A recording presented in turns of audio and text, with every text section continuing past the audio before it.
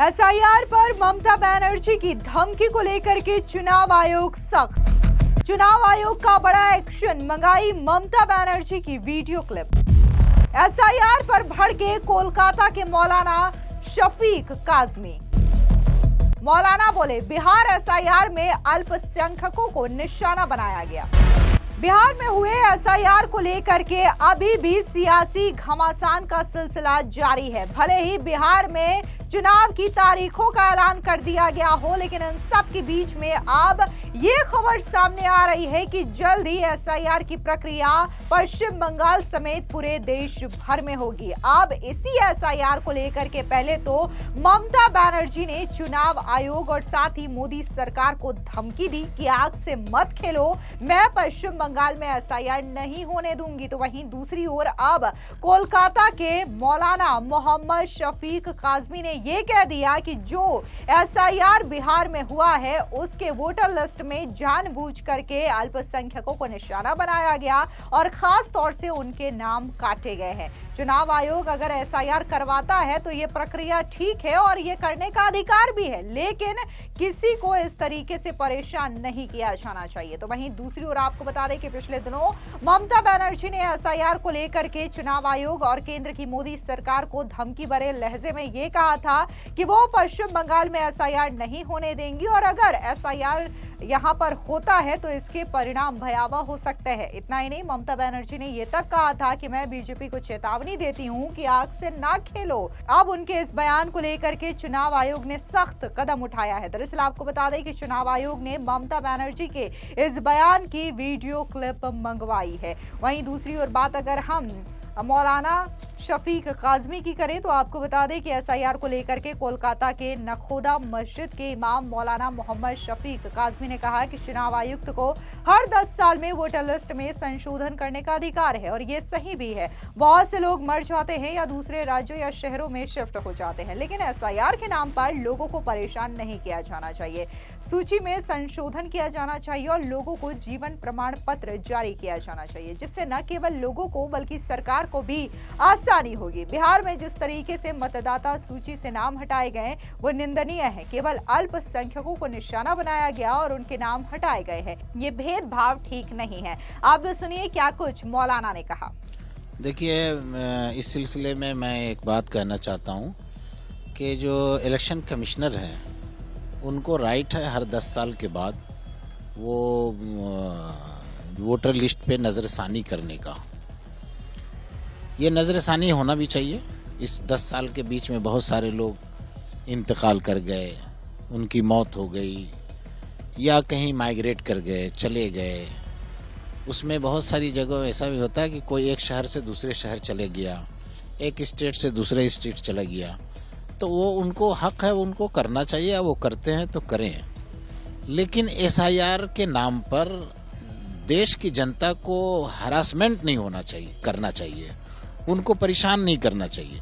SIR करने का मतलब ये है कि आप जो है उसको फिर से ये कीजिए, मॉडिफाई कीजिए और सबसे बेहतर ये है कि लोगों का लाइफ सर्टिफिकेट लीजिए कि आपके पास जो रिकॉर्ड है वो लोग हयात से हैं कि नहीं है। एक लाइफ सर्टिफिकेट इशू किया जाए और लाइफ सर्टिफिकेट के बुनियाद पर उसको फिर से रेन्यू कर दिया जाए। तो इसमें जनता को भी आसानी होगी और सरकार को भी आसानी होगी, किसी को शिकायत भी नहीं होगी। और सबका हमारा मकसद हमारे देश के लोगों के वजूद को तस्लीम करना है कि इतना लोग हैं कि नहीं हमारे पास ऐसे तो नहीं है कि बहुत से लोग मर गए हैं जिसका अभी तक वोटर लिस्ट में नाम है। इसको असल में देखना है, उनको परखना है और कोई गलत ये है उसको भी चेक करना है।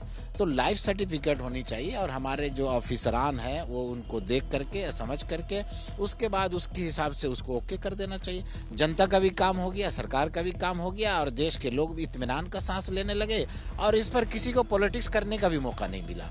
तो ये हम सरकार की जिम्मेदारी है कि जनता को सहूलत पहुंचा के काम करना चाहिए। जनता के दिल में डर और खौफ बैठा करके जनता को हरासमेंट नहीं करना चाहिए।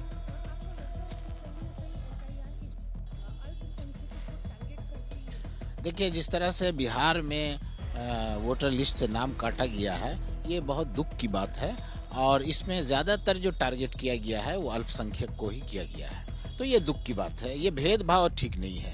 सरकार तमाम लोगों की सरकार होती है और सबके साथ उनका जो है व्यवहार एक जैसा होना चाहिए। जो रिपोर्टें आ रही है उस बुनियाद पर यह दुख की बात है। वहीं दूसरी ओर पश्चिम बंगाल में वोटर लिस्ट के एसआईआर की प्रक्रिया शुरू होने से पहले मुख्यमंत्री ममता बनर्जी के लिए मुश्किलें बढ़ चुकी है।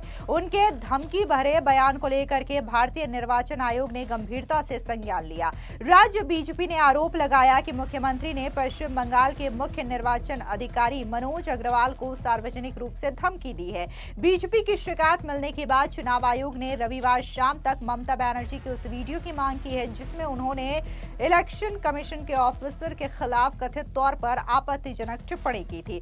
चुनाव आयोग के सूत्रों के मुताबिक ममता बनर्जी ने गुरुवार को एक सार्वजनिक कार्यक्रम में कहा था कि अगर चुनाव अधिकारी ने अपनी सीमा पार की तो उनके खिलाफ भ्रष्टाचार के आरोपों का खुलासा किया जाएगा। इस दौरान उन्होंने चुनाव अधिकारियों को धमकाने का भी आरोप लगाया। कार्यक्रम में राज्य के मुख्य सचिव मनोज पंत और मंत्री अरूप विश्वास भी मौजूद थे। आयोग ने अब इस बयान की क्लिपिंग और उसका सटीक अनुवाद तलब किया है। आयोग का कहना है कि किसी भी अधिकारी पर आरोप प्रमाण सहित लोकपाल के समक्ष प्रस्तुत किए जाने चाहिए, न कि सार्वजनिक मंचों से धमकी दी जानी चाहिए। बीजेपी के विधायक दल के नेता शुभेंदु अधिकारी की अगुवाई में विपक्षी विधायकों ने चुनाव आयोग को पत्र सौंपकर मुख्यमंत्री ममता बनर्जी के खिलाफ एफआईआर दर्ज करने की मांग भी की है। पत्र में यह कहा गया है कि यह बयान लोकतांत्रिक संस्थाओं की अखंडता को कमजोर करने की कोशिश है। चुनाव आयोग ने कहा कि जब कोई मुख्यमंत्री चुनावी प्रक्रिया में तैनात अधिकारियों को खुले तौर पर धमकी देता है तो इससे प्रशासनिक निष्पक्षता पर सवाल उठते हैं और यह संविधान के प्रति वफादारी को चुनौती देता है। चुनाव आयोग ने इस मामले को सिर्फ राजनीतिक बयानबाजी नहीं बल्कि लोकतंत्र की नींव को हिलाने वाला प्रयास भी बताया है। तो वहीं दूसरी ओर बीजेपी के दिल्ली से सांसद प्रवीण खंडेलवाल ने भी ममता बनर्जी पर जोरदार हमला किया और उन्होंने कहा कि बंगाल में एसआईआर भी होगी और साल 2026 के चुनाव में ममता बनर्जी का तख्ता भी जनता की ओर से पलट किया जाएगा। सुनिए क्या कुछ बीजेपी के सांसद प्रवीण खंडेलवाल ने कहा। बंगाल की सरकार पूरी तरीके से नाकाम हो गई है। ममता बनर्जी एक अपने अलग एजेंडे पर काम कर रही हैं। एक विशेष वर्ग को वो खुश करने में लगी रहती हैं। बिहार में आज पश्चिम बंगाल में लॉ एंड ऑर्डर की कोई सिचुएशन नहीं है, हालात ख़राब हैं और ममता बनर्जी पूर्ण रूप से नाकामयाब रही हैं। और अगले साल पश्चिम बंगाल में भी आप देखेंगे कि तख्ता पलट होगा और वहाँ भी एनडीए की सरकार बड़े बहुमत से बनेगी।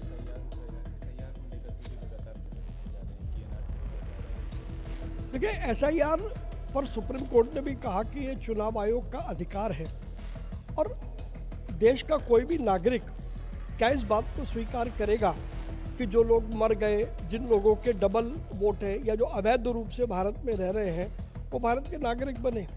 कोई भी इस बात को स्वीकार नहीं करेगा। हमारा संविधान इस बात को स्वीकार नहीं करता। इसीलिए सुप्रीम कोर्ट की कसौटी पर भी एसआईआर खरा उतरा है और एक बार एसआईआर पूरे देश में हो जाएगा तो वो लोग जो वोटर बनने की पात्रता नहीं रखते लेकिन छल कपट से वो अगर वोटर बने हैं, ऐसे लोगों को वोटर लिस्ट से बाहर निकालना ये चुनाव आयोग का कर्तव्य भी है और दायित्व भी है। फिलहाल इस पूरी खबर पर आपकी क्या राय है, कमेंट सेक्शन में जरूर बताएं। धन्यवाद।